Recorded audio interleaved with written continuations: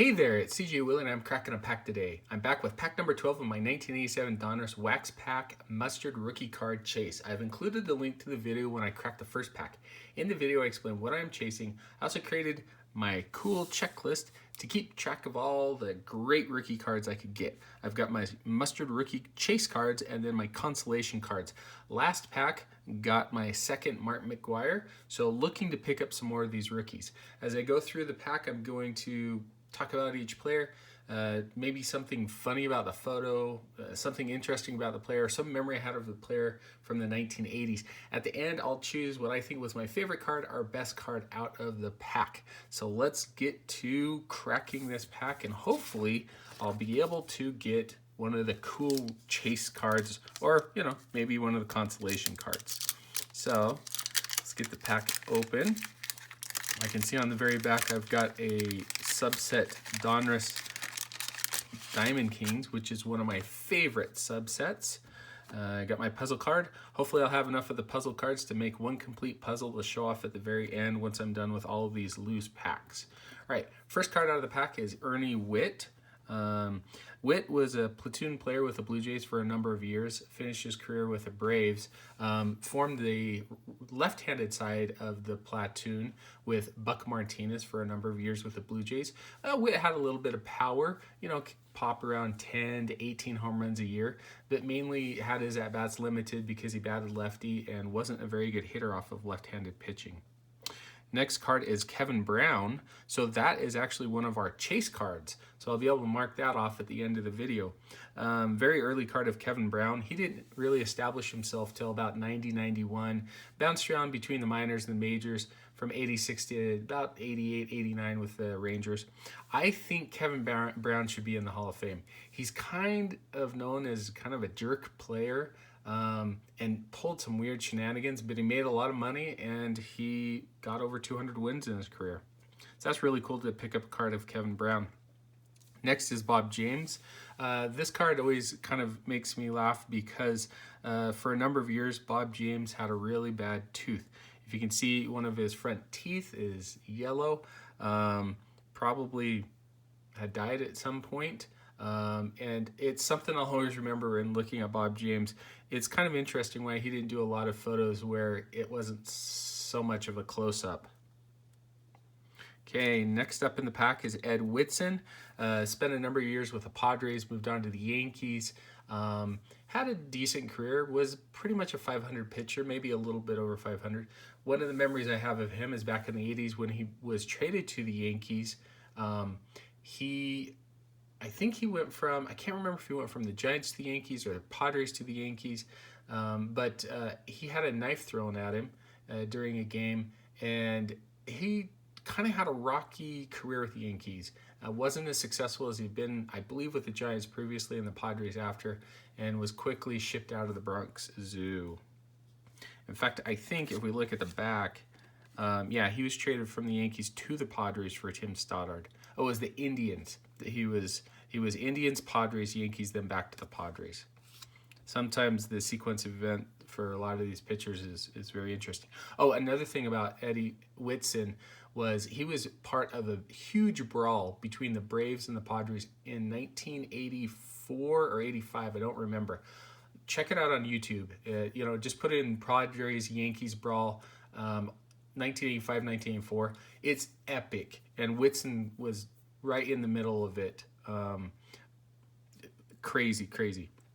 Chris Cotteroli, pitcher with the A's, mainly a middle innings guy, didn't have much success throughout his career.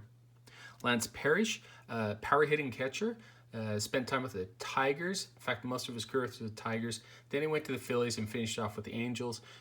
Won a couple of Silver Slugger awards. Had quite a bit of pop in his bat for a catcher, around 20 to 30 home runs a year. Won a World Series title with the Tigers in 1984.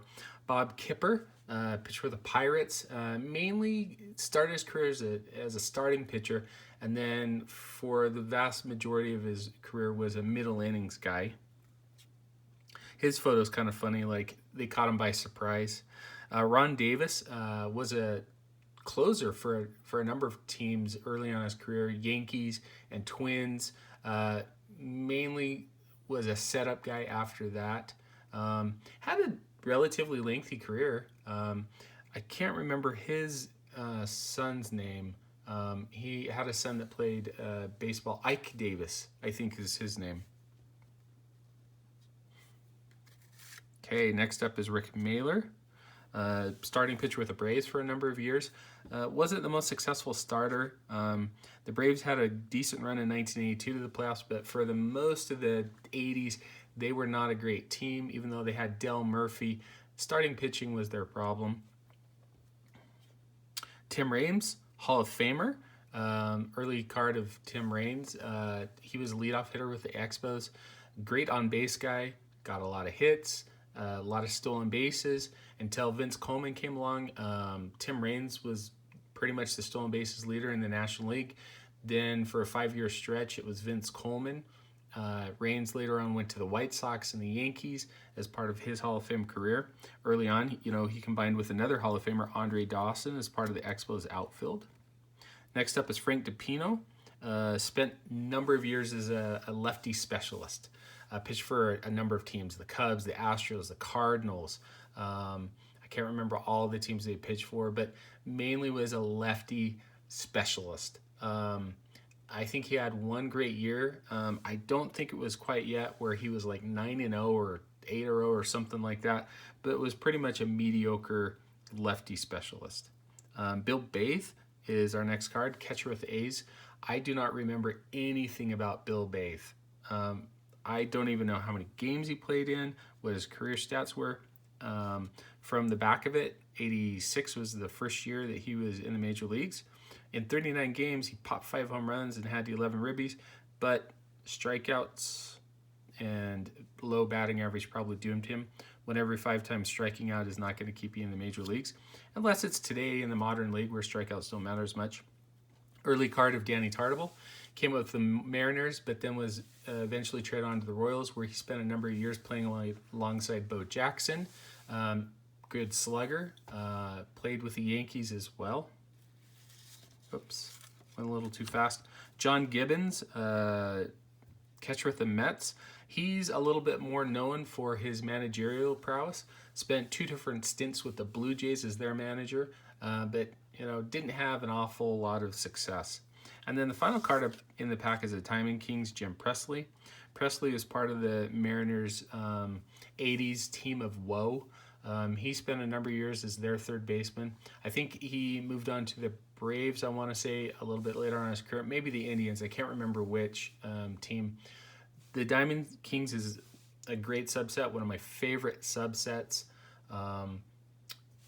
If I had to pick my favorite card out of the bunch, I mean, it could be easily Kevin Brown, but I'm not going to go with Kevin Brown.